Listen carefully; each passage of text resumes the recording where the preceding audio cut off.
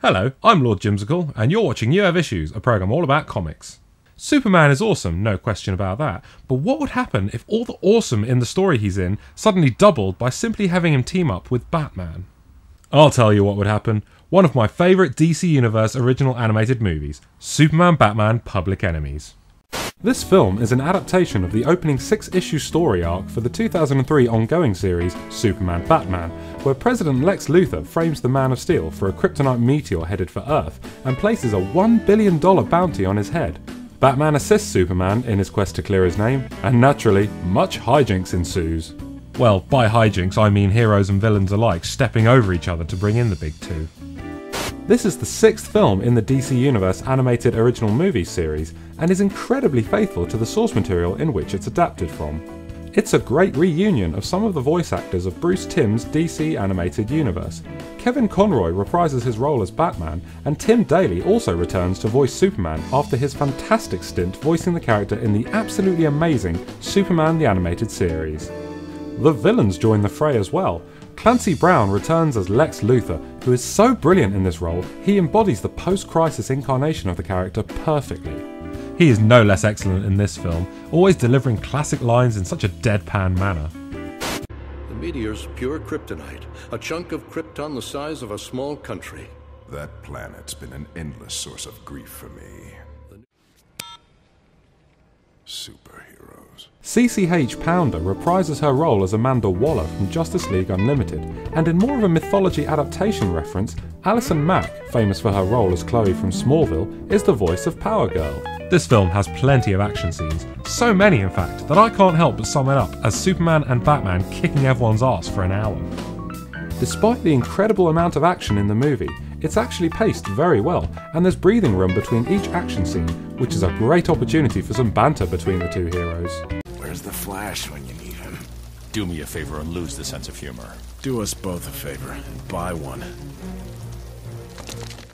A couple of scenes weren't adapted from the comic, which is a shame, but thankfully it didn't affect the film. The scene in the comics where the Bat family and Superman's allies storm the White House is probably my favourite scene from the comic, but it would have just felt like it was shoehorned in if it were included in the film. One minor element from the comic that could have made it into the adaptation was Green Lantern John Stewart being on Captain Atom's team. I suspect this wasn't included because they didn't want to have a Green Lantern, particularly John Stewart, as a villain, considering how well his part in the Justice League animated show was received. It also has cameos from everyone and his dog, from the likes of Hawkman, Captain Marvel, and a plethora of villains in this truly epic battle scene.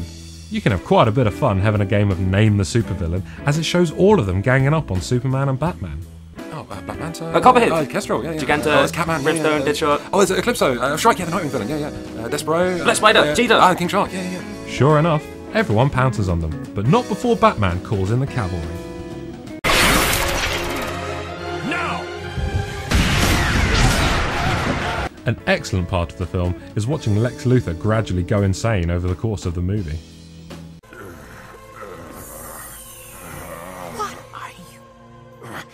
Just taking my supplements, that's all. Obama's healthcare reform's going smoothly, I see. A little steroidal cocktail for strength and some liquid kryptonite for, well, just in case. Definitely on prescription. A very important role. And they say alcohol causes poor judgment. We'll talk more later. The animation style closely adapts the art style in the comic arc that the story originally ran in, which was by Ed McGuinness. His signature style is very cartoony and quirky, definitely not wanting to draw characters in a pseudo-realistic fashion, which is a plus in my opinion. There has been some criticism of the CGI vehicles looking incredibly jarring within the 2D animation of the film. I see what they mean, but it didn't bother me whatsoever. It's just a minor fault that to me doesn't affect the enjoyment of the film. Overall, I'd recommend this film very highly to anyone who likes Superman or Batman, or anyone who is new to superheroes in general. If you're after an action-packed superhero tale with a few giggles thrown in as well, then this is definitely the one for you.